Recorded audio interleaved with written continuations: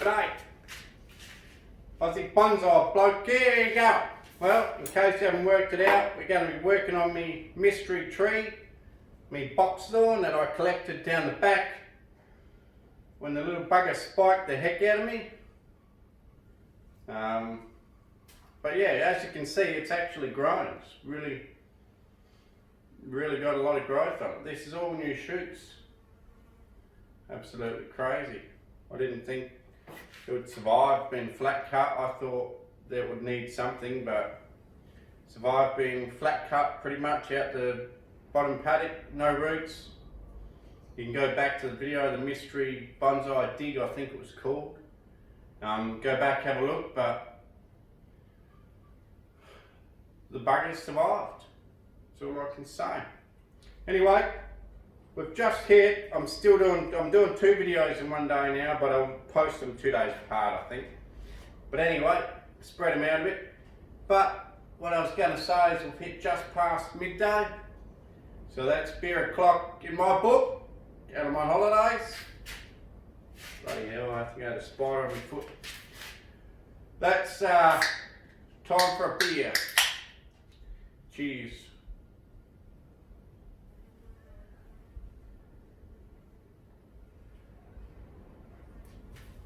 I think one of the kids is crying, hang on.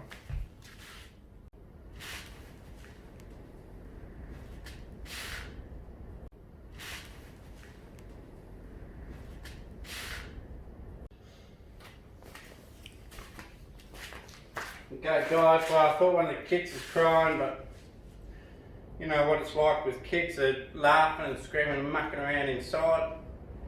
Sounded like they were crying, but there was nothing wrong. So I went running in there and there's nothing wrong. So it's all good. We can get back to bonsai, back to the beer, and let's look at the tree. Now, there's not actually that many weeds in this one, considering I haven't weeded it at all. Just chop that weed off. I can't see if I pull it out. One thing I really want to check out on this is whether it's got any roots, but I don't really want to bare root it to check, or even try to pull it out, 'cause it could be too risky. I guess I just have to assume it does, because I hope all these shoots aren't just from growing on resources and then I chop them all off and then it dies.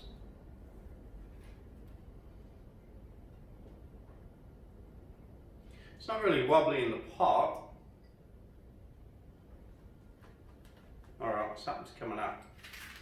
It's coming up. Let's check it out. Okay, so I don't know how long ago this was collected. I think it was maybe 6 months ago. But it does seem to be coming out. Oh yeah. Wow. Look at that. It's actually got some good roots on, it's holding itself together, so wow, that's pretty cool. Looks like she's growing. It's just not that long really to get that many roots, pretty good. Okay, so really what we're looking to do now is set some, I guess, some more structure on this tree.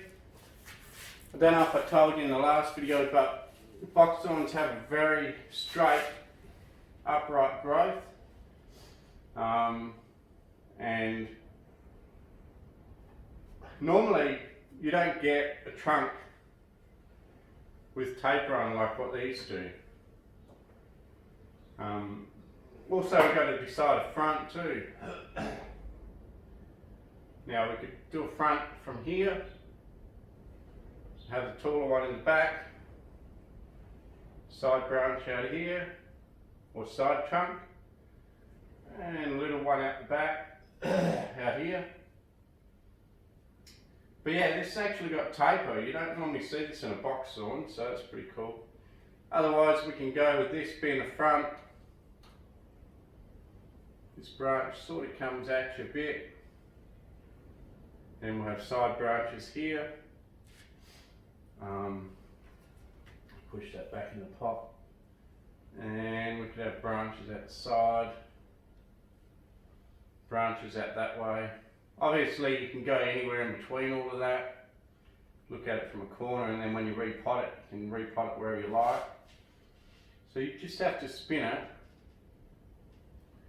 until it looks the most visually pleasing. I'm going to have to say, I'll get a bit of wire and mark where I think the front should be. It's another way of doing it. Yeah, you can get a bit of wire and mark where you want the front.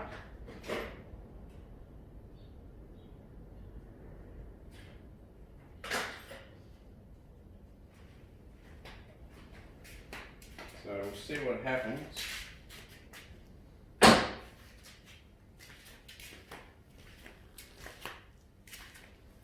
Now, what you do is you just bend it up like this. Don't know if you can see that. And then you just put that in the line that you want. And that's not very appealing. There, this trunk looks good, and it's sort of basically coming at you, but then it hides the back trunk. Okay, there's not bad, except the back trunk is too far back and the top's leaning away a bit too much. There also looks okay, but everything's leaning back. There doesn't look very good. I reckon for me personally, I like also to get a bit of movement. If you look at it straight from the front, dead front, you actually lose a bit of the movement. If you look at it just a little bit to the side, so front here, bend this up, actually a little bit from the side in here. You can see that sort of angle there, and that gives you a bit more movement in the trunks. You can have your side sub trunks, this sort of trunk here, then the big back trunk which will hang over the top eventually. So yeah, I'm pretty happy with that. And I'm also, when I trim it, I'm also happy to leave stuff like this so you get some low branching coming up. And as you can see, everything's upright and straight, which is what I expected from a Boxthorne. That's fine. Pretty much expected that. And I'm going to leave it all straight. I'm not going to try and wire it. One, with all these thorns, it'd end up bloody, you know, knee deep in blood. So I think I'll just trim them back, let it shoot out again, and just get ramifications slowly on the whole thing. And just choose where I want branches. So, okay, let's start in here. Okay, I definitely won't want one heading back towards the middle in here. There's also another one in the middle here.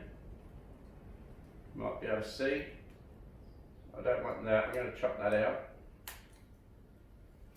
Okay, now I've got to be a little bit careful because these are very spiky. So I can't really put them on the floor either because I might tread on them later. And they actually give you a mild, pretty sure they give you a mild toxin because they actually swell up and get infected pretty easy.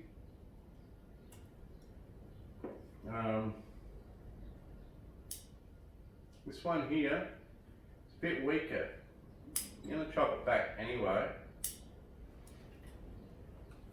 There's a stronger branch here. I'm going to actually keep more than just 2 or 3 from one spot because I'm not sure which branch is going to take over, and I don't want to take all the energy away that it dies on this lower one. I keep forgetting I can't put them on the ground or step on them. So what I'm going to do here is I'm going to leave 2 or 3 here and then let the tree decide which one wants to be stronger and grow better. So I'll do that.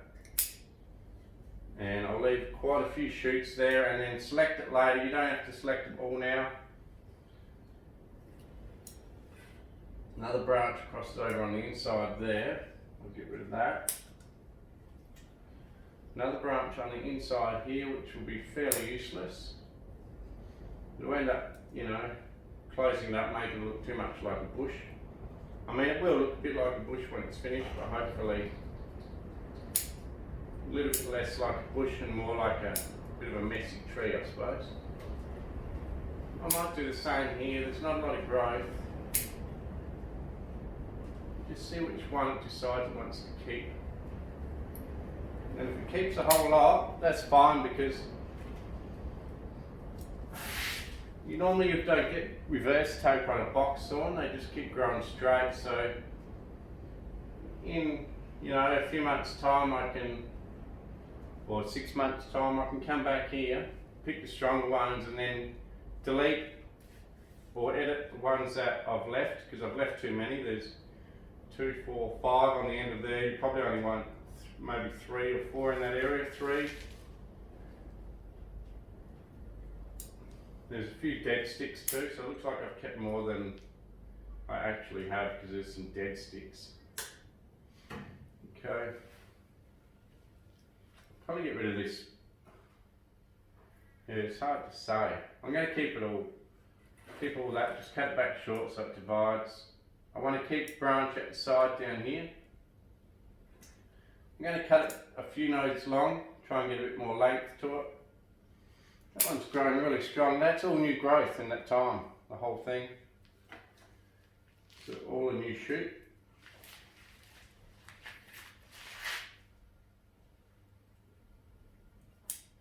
Get rid of most of these in the middle. I will keep one, just in case other stuff dies. I'm going to keep this one here. Keep that growing. These 2 out here, I want it to branch out that way. Okay, there's only one from each of those locations, apart from the trunk. So I'm happy to cut it back maybe 3 or 4 nodes long, just to encourage a little bit more length out of it. And then let it shoot out and create some ramification. Okay, so we've got these 2 here on this trunk, and I'm going to keep that, and they can sort of help fill in this area, and you know, just cross over the main trunk at the back a bit, because as far as I'm concerned, I don't like to see the whole trunk all the way up. I like it to be sort of half hidden, so that you have to go in there looking to see the trunk a little bit. I'm not one of these ones that want it all open and see the whole thing all the way up. I do like to sort of get in there and have to have a bit of a look around. Okay. Now same thing, I'm going to keep, eventually I only want 2 from that trunk there where they come off, but I'm going to keep 3 for now. See which one decides it wants to be the stronger ones, and I can delete the weaker one. This one here in the middle can come off, that one can come off, this middle one can come off here, coming out the front. Oh, I just got myself almost in the eye, just on the cheek. You can see how long these thorns are. I'll chop one off where it's not going to really matter. You've got to remember, this is new growth in the last, I don't know, 6 or 8 months from when I collected her. And look at those bloody thorns, look how big they are. You can see why they're an absolute nightmare in the paddock, because you go out with thongs, and I'm normally in thongs, they go right through into your foot and they really, really hurt. In fact, I still got one in the bottom of my foot from, I think from when I collected this tree, and occasionally it gives me trouble and it swells up a bit, but it's stuck way in there, I can't get it out. That was from the Boxthorne, I'm pretty sure from when I collected this. Anyway, so I'll cut that big one off as well. Cut it back a bit shorter. I want one out the side there. A couple of dead ones here. They can come off. Okay. Here's a side one coming out here. I want to cut that. and leave that one. We'll get rid of this really small one here and opt to keep this bigger one. And you can actually keep both of those because they come from different spots in the trunk, so you don't technically have two from one location because they come from different spots. At the back here, even though that's technically three from one location because you've got the big trunk, the secondary trunk, because they're so big and it's already got pretty good taper, you don't really run too much risk of creating inverse taper if you leave that on there. And cut it back, and you can let that one shoot out and fill in this area. And it's never really going to get big enough, strong enough to make a big impact to the tree. And if it starts to, you could cut it off later, but I don't think it will. Here's one out the back here. Shorten that one. We're going to leave all this because that's very weak. That has not. This is a very interesting little back branch, really quite interesting. But you can see the weak growth on that still when you've had such good growth on the rest of it. And it's become unbalanced and trying to dump that branch, but we want it to keep that branch. It's really quite an interesting little branch. And without that at the back, it's going to look a little bit bare. So we're hoping that one stays. We do have this one as backup.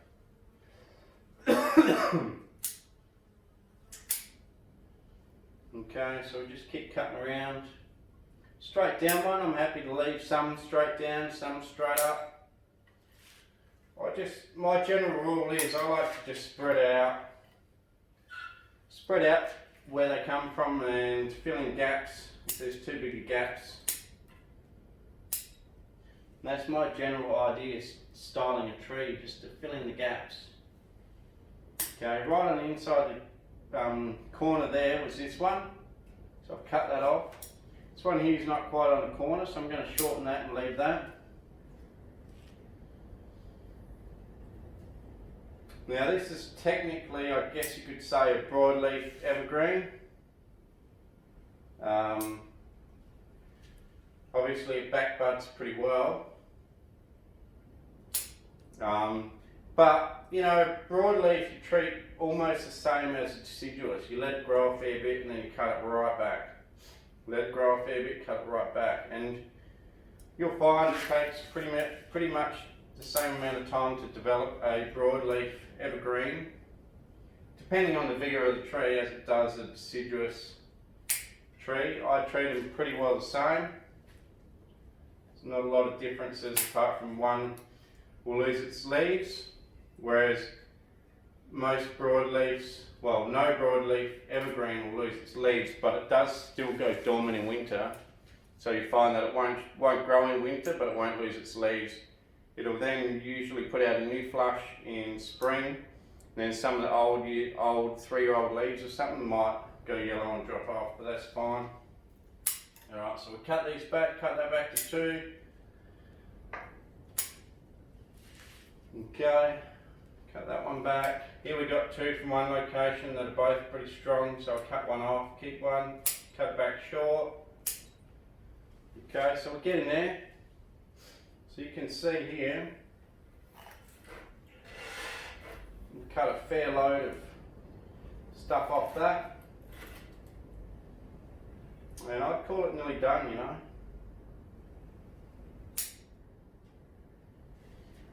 Okay, so we're hoping, what I'll do now is when I put this out back on the bench, I'm going to put this towards the light and hoping that this here down here will get stronger and hopefully create some better shoots, try and keep it alive, because at the moment it's struggling and I really want to keep that one. It's a nice branch.